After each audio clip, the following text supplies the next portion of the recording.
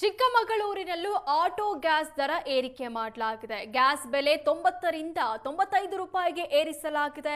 ಖಾಸಗಿ ಗ್ಯಾಸ್ ಬಂಕ್ಗಳಲ್ಲಿ 120 ರೂಪಾಯಿ ದರ ನಿಗದಿಯಾಗಿದೆ. ದರ ಏರಿಕೆಯ ಬಗ್ಗೆ ಜಿಲ್ಲಾಡಳಿತ ಕ್ರಮ ಕೈಗೊಳ್ಳಬೇಕು ಅಂತ ಆಟೋ ಚಾಲಕರು ಆಗ್ರಹಿಸಿದ್ದು ಆಕ್ರೋಶ ವ್ಯಕ್ತಪಡಿಸ್ತಾ ಇದ್ದಾರೆ.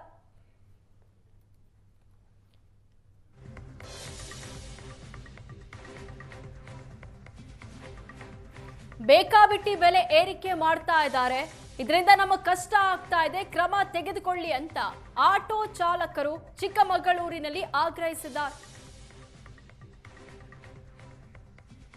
ಯುದ್ಧದ ಎಫೆಕ್ಟ್ನಿಂದಾಗಿ ಕಚ್ಚಾ ತೈಲದಲ್ಲಿ ಸರಬರಾಜಿನಲ್ಲಿ ಸಾಕಷ್ಟು ವ್ಯತ್ಯಯ ಉಂಟಾಗ್ತಿರುವಂಥದ್ದು. ಹಾಗಾಗಿ ಗ್ಯಾಸ್ ಹಾಗೆಯೇ ಪೆಟ್ರೋಲ್ ಡೀಸೆಲ್ನ ದರವೂ ಕೂಡ ಏರಿಕೆ ಆಗ್ತಿರುವಂಥದ್ದು. ಇದೀಗ ಮತ್ತೊಮ್ಮೆ ಗ್ಯಾಸ್ನ ದರವೂ ಕೂಡ ಏರಿಕೆ ಆಗಿರುವಂಥದ್ದು. ನಾನೀಗ ಚಿಕ್ಕಮಗಳೂರು ನಗರದ ಖಾಸಗಿ ಗ್ಯಾಸ್ ಬಂಕ್ನ ಮುಂಭಾಗದಲ್ಲಿರುವಂಥದ್ದು. ಇಲ್ಲಿಯೂ ಕೂಡ ದರ ಏರಿಕೆ ಆಗಿರುವಂಥದ್ದು.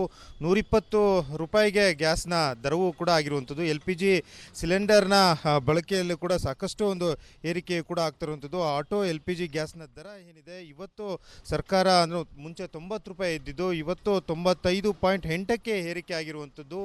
ಇಲ್ಲಿಂದ 120 ರೂಪಾಯಿ ಇದೆ. ಇಲ್ಲಿಂದ ಅಲ್ಲಿ ಹೋಗಿದ ತಕ್ಷಣ ಈಗ 96 ಇದ್ದು 95 ಮಾಡಿದ್ದಾರೆ. ಈಗ ಮತ್ತೆ ಲೆಕ್ಕಾಚಾರದಲ್ಲಿ ನಮಗೆ ಭಾಳ ಕಷ್ಟ ಆಗಿಬಿಟ್ಟಿದೆ ಸರ್. ಇಲ್ಲಿಂದ ಬಾಡಿಗೆ ಓಡಿಸ್ಬೇಕಾದ್ರೆ ಭಾಳ ಕಷ್ಟ ಆಗಿಬಿಟ್ಟಿದೆ. ಪ್ಯಾಸೆಂಜರ್ ಕೇಳೋಕೆ ಹೋದರೆ 60 ರೂಪಾಯಿ ನಾವು ಕೊಡೋದಿಲ್ಲ ಅಂತಾರೆ. ಎಲ್ಲಿಂದ ಒಂದು ಕ್ಯೂಗಿಂದ ನಿಲ್ಸ್ಕೊಂಡು ಗಾಡಿ ಹಾಡ್ಕೊಬಂದರೆ ಭಾಳ ಕಷ್ಟ ಇದೆ ಸರ್.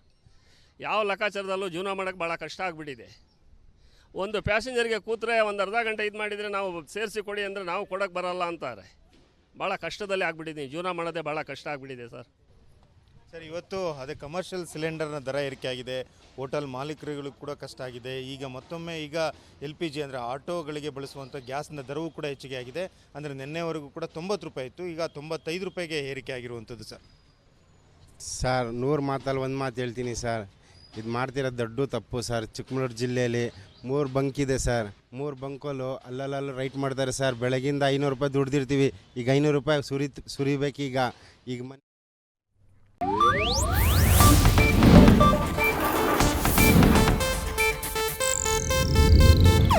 ಇದು ಏಷ್ಯಾನೆಟ್ ನ್ಯೂಸ್ ನೆಟ್ವರ್ಕ್ ಪ್ರಸ್ತುತಿ.